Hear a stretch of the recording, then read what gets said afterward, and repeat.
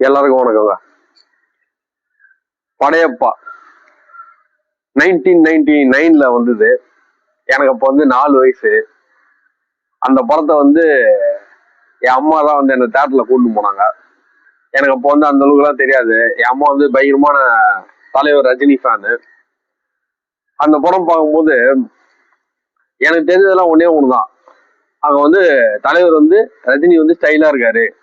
அதை பார்த்து நம்மளுக்கு அந்த கூஸ் பம்ப்ஸ் ஒன்று வரும்ல, அது மட்டும் தான் வந்தது. ஸோ வந்து 25 வருஷம் 26 வருஷம் போனதே தெரிலங்க. அப்படியே அந்த படம் நினைச்சாலே அப்படியே ஒரு மாதிரி கண்ணுலாம் கலங்குது. இப்போ வந்து ரஜினி வந்து ஒரு வீடியோ ஒன்று விட்டுருந்தாரு. அதுல வந்து அந்த படையப்பா சீன்ஸ் எல்லாம் கொஞ்சம் எக்ஸ்பிளைன் பண்ணி அந்த படத்தோட எக்ஸ்பீரியன்ஸ் எல்லாம் கொஞ்சம் ஷேர் பண்ணியிருந்தாரு. ஸோ அதெல்லாம் வந்து நான் பார்த்தேன். அதை அப்படியே உண்மையிலேயே வந்து ஒரு மாதிரி கண்ணே கலங்கிடுச்சு. என்னடா இது 25 வருஷத்துல இவ்வளோ மாற்றம் வந்துடுச்சா நம்மளுக்கு. அவ்வளோ மாசா இருந்த ரஜினி வந்து இப்போ ஓரளவுக்கு வந்து அந்த ஸ்டைல் கூட பண்ற பவர் வந்து கொஞ்சம் கம்மியா இருக்க மாதிரி கொஞ்சம் ஃபீலிங் இருந்தது. நம்ம வந்து என்னடா அப்புறம் இருந்தோம், நம்ம பார்த்தா இவ்வளவு பெருசா வளர்ந்துட்டு இருக்கிறோம் அப்படின்ற மாதிரி ஒரு ஃபீலிங்கும் வந்தது. ஸோ அந்த படத்துக்கு படையப்பா படம் வந்து இன்னொரு ஃபீலிங் என்ன வந்ததுன்னா, படையப்பா படம் வந்து ஆட்டோமேட்டிக்கா டிக்கெட்டே கிடைக்காம அவ்வளவு ஃபுல்லா ஓடின படம் 1989. பட் அந்த படத்துக்கு இப்போ ப்ரொமோஷன் தேவைப்படுது அப்படின்ற மாதிரிலாம் எண்ணங்கள் வந்து என் மனசுல ஓடிச்சு. ஸோ வந்து அதுதான் சொல்ல வரேன். டைம் எவ்வளவு ஃபாஸ்டா போகுது, 25 இயர்ஸ்ல எவ்வளவுலாம் மாற்றங்கள் வருதுன்றதுதான் என் மைண்ட் உள்ள ஓடினே இருந்தது. ஸோ வந்து இந்த வீடியோ மூலியமா நான் என்ன கேட்டுக்கிறேன் அப்படின்னா, பிரான்ஸ் எல்லாருமே, தமிழ் மக்கள் எல்லாருமே, தமிழ் மட்டும் இல்ல, எல்லாம் ஆடியன்ஸும், எல்லா லாங்குவேஜ் ஆடியன்ஸும் வந்து படையப்பா படத்துக்கு கொஞ்சம் தயவு செஞ்சு சப்போர்ட் பண்ணுங்க. ஏன் அப்படின்னா, நிறைய பேர் நான் ஏன் அதை கேட்டுக்கிறேன் அப்படின்னா, எனக்கு அதை கேட்கற அளவுக்கு எனக்கு எக்ஸ்பீரியன்ஸ் எதுவும் இல்லை. ஆனாலும் நான் வந்து அதை ஒரு ரெக்வஸ்டா வைக்கிறேன். ஏன் அப்படின்னா, நிறைய பேர் வந்து கமெண்ட்ஸ்ல பார்த்தேன், அந்த தலைவர் வந்து போட்டிருந்தாரு, ட்விட்டர்ல பார்த்தேன், எக்ஸ்ல பார்த்தேன், யூடியூப்லயும் பார்த்தேன். அந்த தலைவரோட வீடியோ அந்த கீழே கமெண்ட்ஸ்லயே வந்து அவரை வந்து ரொம்ப கொச்சையா வந்து அவர் மேல வண்ணத்தை கொட்டுற மாதிரி வந்து நிறைய பேர் கமெண்ட்ஸ் போட்டிருந்தாங்க.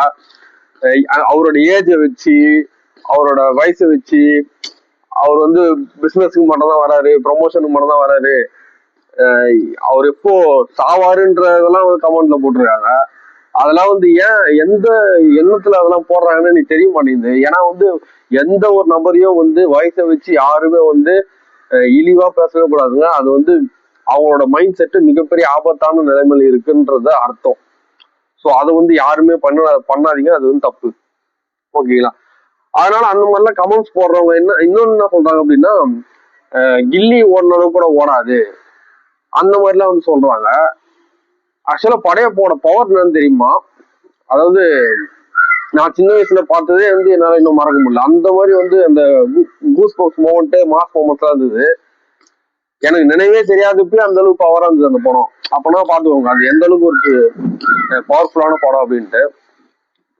ஸோ வந்து அந்த படம் வந்து இப்போ ரஜினிக்கு கொஞ்சம் அந்த அப்போ இருந்த கிரேஸ் இல்ல, கொஞ்சம் அவருக்கு ஏஜ் ஆயிடுச்சுன்றதுனால வந்து நீங்க வந்து மொத்தமா வந்து அவரோட இதே வந்து ஸ்பாயில் பண்ற மாதிரி கமெண்ட்ஸ் போடுறாங்க. அது வந்து என்னால ஏத்துக்கவே முடியல.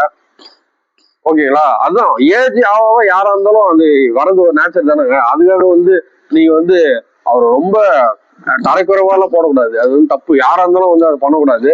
ஸோ அதை வந்து பண்ணாதீங்க. இதுக்குன்னே வந்து அவர் மேல ரஜினி மேல காண்டு காட்டணும்னு சொல்லிட்டு இந்த படத்துக்கு போக கூடாதுன்றவங்க நிறைய பேர் இருக்காங்கன்னு எனக்கும் தெரியும். ஓகேங்களா? பட் அது வந்து பண்ணாதீங்க, அது பண்ணவும் கூடாது.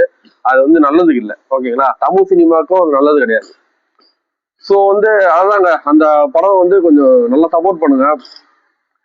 ஏன்னா வந்து நிறைய பேர் கூலியில பார்த்துருப்பீங்க. உண்மையிலே சொல்றேன், நானே வந்து ரஜினி ஃபேன் தான். ஸோ தலைவர் எனக்கு ரொம்ப பிடிக்கும். அது வந்து படம் கூலி படம் தான் நான் நல்லா இல்லைன்னு சொன்னதே தவிர வந்து தலைவரை வந்து எங்கேயுமே நான் இது சொல்லவே கிடையாது. அதுவும் இல்லாம என்னை வந்து அந்த அளவுக்கு பேச வச்சாங்க. அந்த வீடியோ எல்லாம் வந்து என்ன கார்னர் பண்ணதுக்கு அப்புறம் தான். ஓகேங்களா? என்ன ஐ வாஸ் ஹெல்ப்லெஸ் அப்படின்னு சிவாஜியில ரஜினி சொல்ற மாதிரி தான். என்ன கார்னர் பண்ணதுக்கு அப்புறம் தான் நான் அடுத்தது அந்த வீடியோ எல்லாம் பேச வேண்டியதாயிடுச்சு.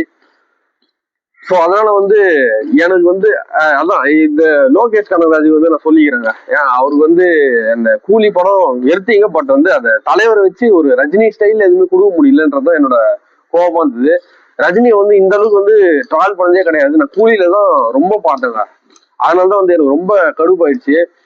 ஓகேங்களா. ஸோ வந்து லோகேஷ் கனகராஜ் அவருக்கு என்ன சொல்லிக்கிறேன் அப்படின்னா, நீங்க வந்து படையப்பா படம் ரீரிலீஸ் ஆகுதுல்ல, அப்போ வந்து போய் பாருங்க, அதை பார்த்து கத்துக்கோங்க ரஜினி படம் எப்படி இருக்கும் அப்படின்னு. அந்த மாசு இந்த கெத்து எல்லாம் எப்படி இருக்கும்ன்றத நீங்க வந்து பார்த்து கத்துக்கோங்க. அதுதான் நான் சொல்ல விரும்புறேன். ஸோ படையப்பா வந்து மாபெரும் வெற்றி அடிக்க வாழ்த்துக்கள்.